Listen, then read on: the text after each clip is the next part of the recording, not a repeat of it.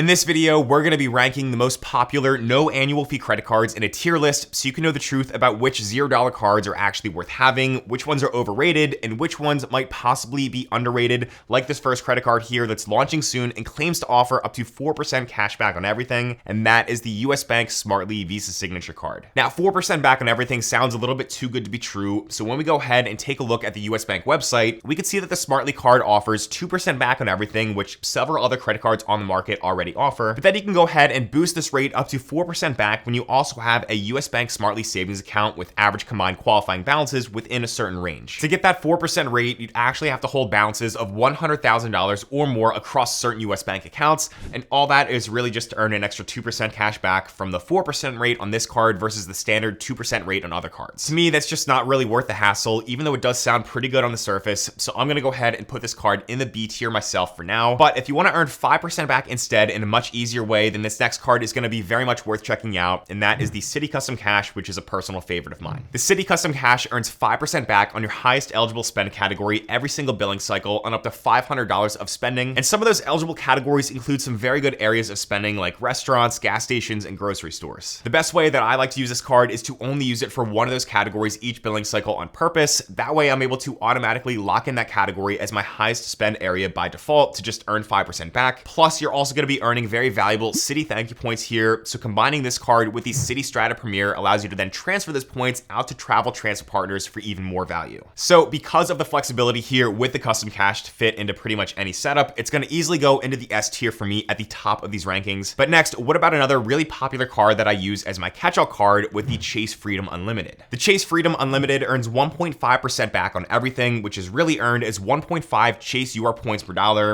and that's pretty good for a catch-all card, but it's also not that good because, like I said, 2% or 2x points per dollar is now sort of the standard rate across a lot of other options out there. But the Freedom Unlimited also still earns 3x back on dining and at drugstores, plus 5x back on travel when you book that through Chase Travel, and the points earned here can be combined with one of two Chase Sapphire cards, where you can then go ahead and transfer those points out to a number of really great partners like Hyatt, which is super valuable and one of my top ways to redeem points. So even though I like to use the Freedom Unlimited for that reason in my Chase setup, I still think it's only going to be a B tier card until Chase decides to bump this up to earning 2% back on everything like the competition. But speaking of 2% back credit cards, next here we've got another card that a lot of people seem to be split on, and that is the Apple Card. So like I said, the Apple Card earns 2% cash back on everything, which is instantly deposited into your daily cash account with Apple. But the big catch here is that you're only earning 2% cash back if you're using Apple Pay, because otherwise, if you only decide to use the cool metal credit card that Apple gives you, you're only going to be earning 1% back on everything. Now, you do earn 3% back on Apple and a few other select retailers like Nike and Uber, and you can also go ahead and pair this with an Apple high yield savings account, but there's actually other 3% options out there on the market as well. Plus, honestly, there's nothing really unique about the Apple savings account because there's also dozens of other high yield accounts out there that I personally think are better and pay higher rates. So even though I've been sort of unfair and I've put the Apple Card down in the D tier before, I do have to say I like their interface and their security features as well,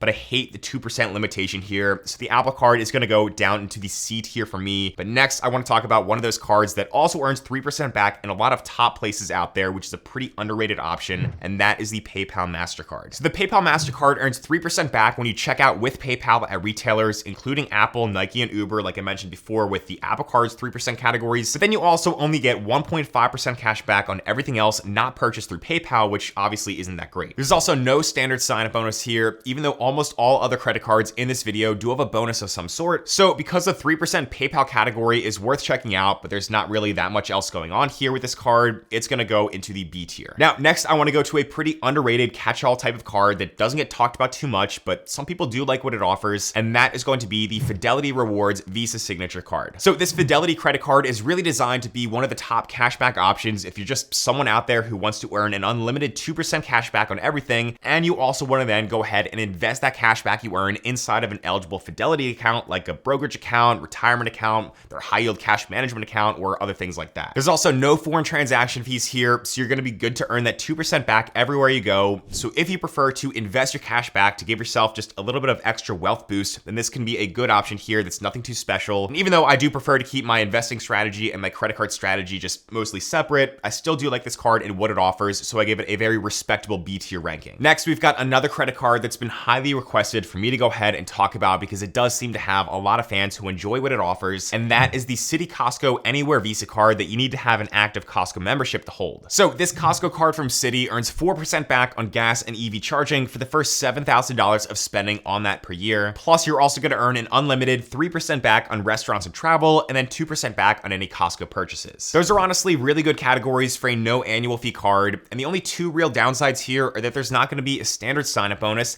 and the cashback you earn on this card is going to be given to you as an annual certificate just once per calendar year after your February billing statement closes. You can then basically use that as a credit that goes towards Costco purchases, which isn't too bad, but the lack of a true bonus here with the limitation on what you can do with that cashback is going to hold back this otherwise great credit card just a bit into the A tier. Now after that, we've got arguably one of the best $0 credit cards on the market that earns rewards so well that it probably should have an annual fee, and that is the Capital One Savor One. This card's going to earn 3% back on dining, entertainment, popular streaming services, and at grocery stores. Plus, it also earns 5% back on hotels and rental cars that you book through Capital One Travel, and there's also going to be no foreign transaction fees here, which is pretty great. Also, if you have the Savor One along with any other Capital One Venture card, then what you could do is you can actually turn the cash back you earn from the Savor One into more valuable miles, where you can then transfer those miles out for travel using a Venture card. So honestly, really tough to beat everything here, which is why the Savor One is going to go up into the top S tier. Now, like I said, having any Capital One Venture card is going to unlock those transfer partners for the Savor One, and what not many people know is that there's actually a no annual fee Venture card called the Venture One that we're going to talk about next. The Venture One earns an unlimited 1.25 miles per dollar on every purchase, which is well below the 1.5 and 2x back on everything that other cards offer. Then you can also earn 5x back on hotels and rental cards on this card as well, just like the Savor One. There's also no foreign transaction fees, which is always nice, but then other than that, again, the ability to just unlock transfer partners with this card for no annual fee is really the only main selling point here in my opinion. So the Venture One is going to go down into the C tier, and I think most people are honestly just better off getting either one of the more premium Venture or Venture X cards instead. Now, next, I've got another one of the top no annual fee cards on the market with the Chase Freedom Flex, which earns 5% back, or really 5x Chase points per dollar, in rotating quarterly categories on up to $1,500 of spending per quarter. These categories include a lot of high areas of spending for most people, including grocery stores, Amazon, restaurants, gas stations, and PayPal purchases. Plus, you also get 3x back on dining, takeout, and drugstores as well, just like the Freedom Unlimited. Again, because you're earning valuable Chase points here that can then be combined with certain other Chase products like their Sapphire cards,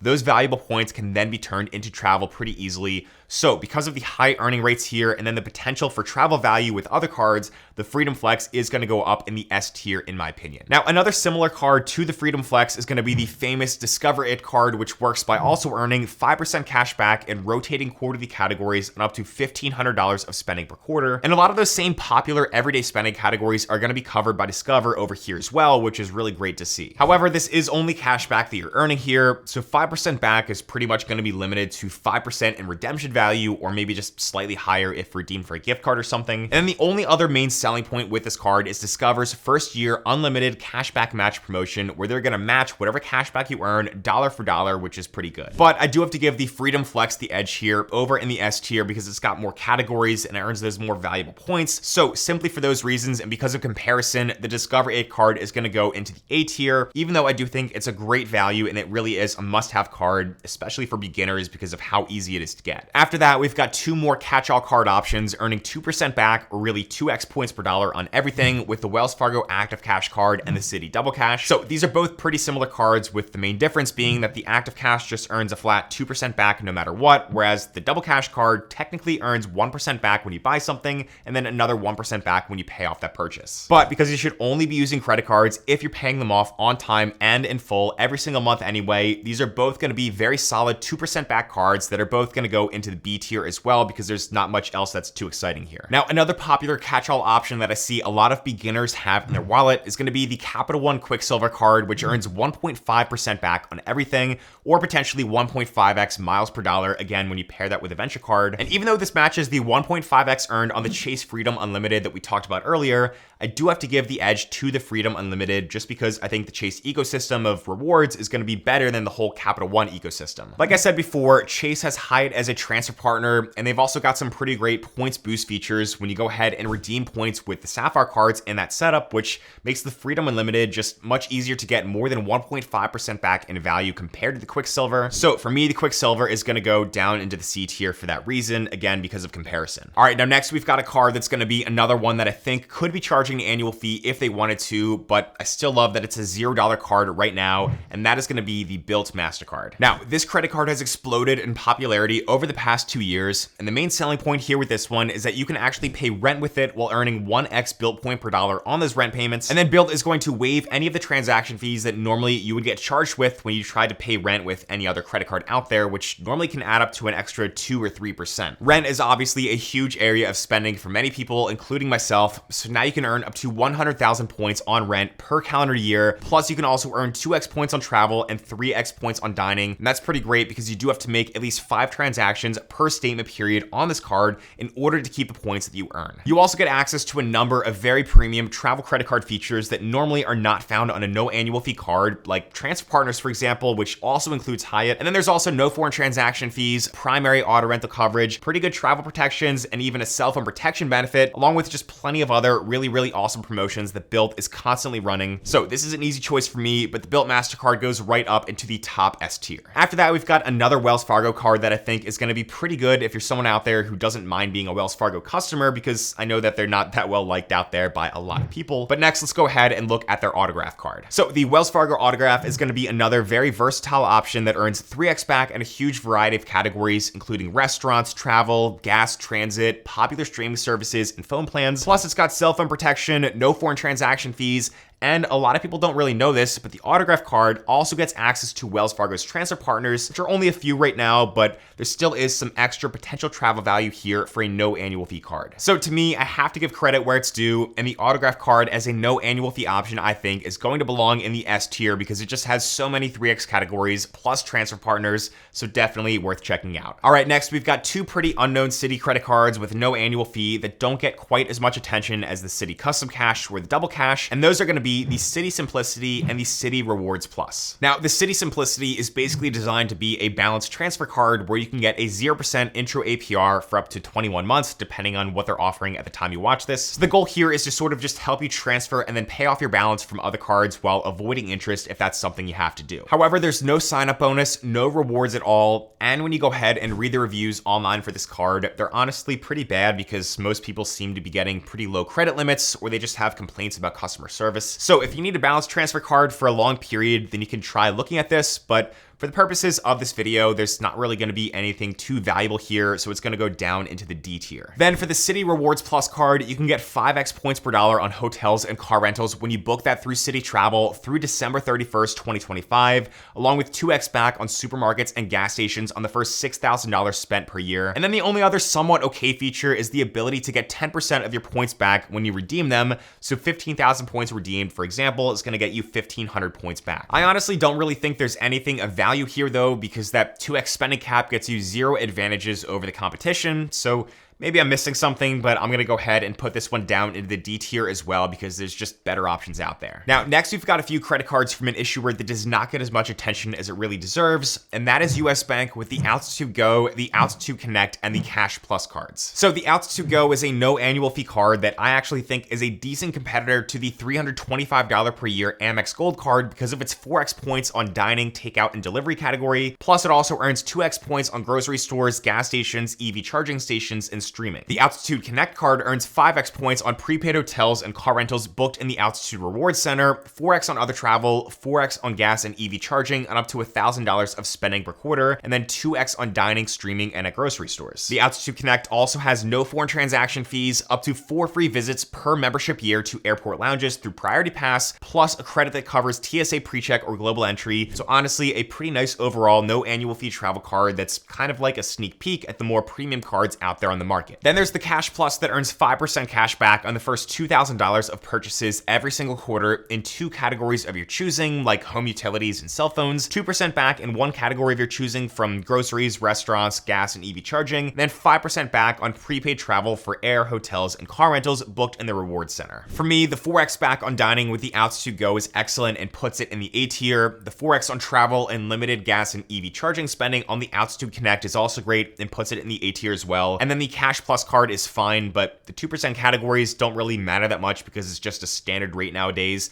And the 5% categories are fine also, but they're not necessarily going to be any of your top spending areas. So the real earning potential here with this card is going to be a bit more limited than you might think, which is why it's going to go in the B tier. Now, the next card here is another excellent 3% earning card in a few very key categories, and that is going to be the American Express Blue Cash Everyday card, which earns 3% cash back as a statement credit on groceries at US supermarkets, 3% back on US online retail purchases, and then 3% back on gas at US gas stations. However, you are going to be limited to earning that 3% back on only up to $6,000 of spending per year in purchases in each one of those categories before you go back down to earning only 1% back. But still, if you were able to max out each one of those areas of spending, that could be up to $540 in cash back per year, which is pretty amazing for a no annual fee card. There's also credits available for the Disney bundle as well as Home Chef if you're paying for either one of those types of subscriptions already. So again, a very great credit card in my opinion, which is why it's going to go up in the A tier. And it's really only those spending caps for the 3% categories that holds it back from S tier status. All right, next we've got a couple of cards from Navy Federal Credit Union that a lot of people like to comment about on my videos. So those cards are going to be their Cash Rewards card as well as their More Rewards American Express card. Now, Navy Federal is mainly limited to those in the US who are an active military service member, a veteran, or if you have a family member in the military or something like that. But the Cash Rewards card offers either 1.75% cash back if you have direct deposit set up with Navy Federal, or only 1.5% cash back if you don't have that set up. And to me, that's just not really going to cut it when there's a lot of better options out there without different requirements. So it's going to go into the C tier. Actually, a quick note on that card, sort of behind the scenes as I'm working on this video, but the other day after I filmed this, Navy Federal actually announced they're launching the Cash Rewards Plus, which is essentially just the better updated version of this card. There's still no annual fee, but now on this Plus version, you can earn an unlimited 2% back on everything, which probably belongs more up in the B tier with the other 2% cards. However, the only catch is that you're going to need a credit limit of $5,000 or more to get the 2% card. Otherwise, you're just going to be stuck with the older and less valuable Cash Rewards card in the C tier.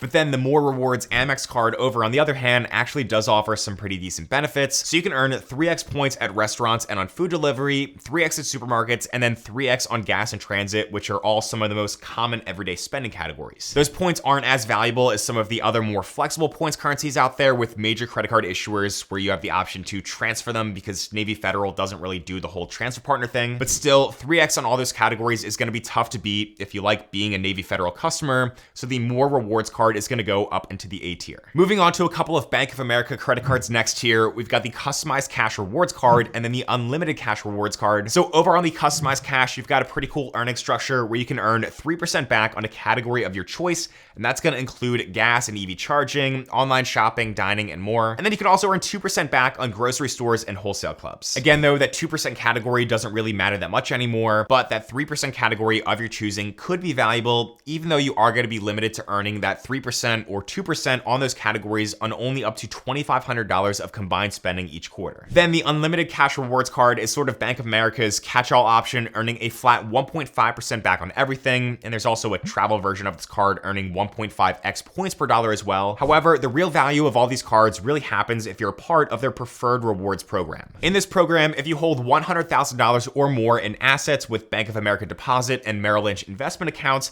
you get a 75% rewards boost, and that would make the 3% category over on the Customized Cash Rewards card worth 5.25% back, and then the 1.5% or 1.5x categories on the Unlimited Cash and Travel Rewards card, that becomes 2.62% back. Not too many people are going to jump through all those hoops though, and again, there is going to be a cap on the rewards for the Customized Cash card anyway, so that one is going to go into the B tier, and then the other two catch-all cards are just going to go into the C tier. But again, you can go ahead and bump those up maybe a tier 2 if you are taking advantage of that preferred preferred rewards program. Next up, I've got the Chase Prime Visa, which is going to be the best credit card to have if you're a frequent Amazon shopper like many of us are in today's world. And this card is only going to be available if you're a Prime customer, so technically there is a fee to have Prime, but I'm going to let that slide for now because I've been paying for Prime since I was in college, and I think honestly it is kind of a necessity for all that Amazon offers. So this card is going to earn 5% back on Amazon, Whole Foods, and on Chase travel purchases, along with 2% back on gas stations, restaurants, and then on local transit. And again, even though those 2% categories are not really that important anymore because it's pretty standard, you do also get no foreign transaction fees here. But for me, the 5% Amazon category is going to be super valuable considering how much people like to spend on that website, so it's going to go up into the S tier in my opinion. Now, on the other end of the no annual fee credit card spectrum, there's going to be an issuer that I still don't understand why anyone would use, and that is going to be Credit One, who many people actually mistake for Capital One. So let's take a look at their no annual fee card, which is called the Credit One Platinum Rewards Visa. With this card, you're getting 2% back on only the categories of gas, grocery, internet, cable and satellite TV, and mobile phone services. And then any other purchase you decide to make with this card gets no rewards at all, which is just crazy. Now, to be fair, Credit One does target more of a subprime credit customer, so they're not really meant to appeal to everyone. But still, even if your credit is in a bad spot, you can easily just choose from a number of other good secured or credit builder cards out there instead. So honestly, there's just not many cases where I see this no annual fee Credit One card or really any of their annual fee cards ever making sense. So this one is going down into the D tier as well. All right, now there's also several different zero annual fee hotel and airline specific credit cards that I wanted to mention next here because people are always asking me about these types of cards. So we have the Chase United Gateway card here, the Chase Marriott Bonvoy Bold, the Chase IHG One Rewards Traveler, the Hilton Honors American Express card, the Delta Sky Miles Blue American Express card, and then the Citi American Airlines Advantage Mile Up card. There's probably some other credit cards out there for other brands like this as well, but for this video, I'm gonna go ahead and keep things simple and just put all these cards into the C tier because they're not really awful since they do provide at least some value with rewards from their spending multipliers, but those multipliers usually are not that great, and there's also not that many other benefits like status, free checked bags, or free nights. I think that if you're really loyal to any one airline or hotel program, you're actually gonna be better off just going with one of the more high-end premium credit cards with whatever brand you want to choose to do business with. And there's even some value out there in the more mid-level $95 per year hotel and airline cards as well. So to me, these $0 options just aren't really going to cut it compared to all the other B, A, and S tier credit cards we covered here in this video. But let me know what your thoughts are on these rankings down below in the comment section because I'm very curious. And also, if you want to go ahead and learn more about the optimal order to get some of these cards to really start getting the most value back from all your spending with your credit cards, then make sure to go ahead and check out this video on the screen next. But as always, thanks so much for watching, and I'll see you in the next one.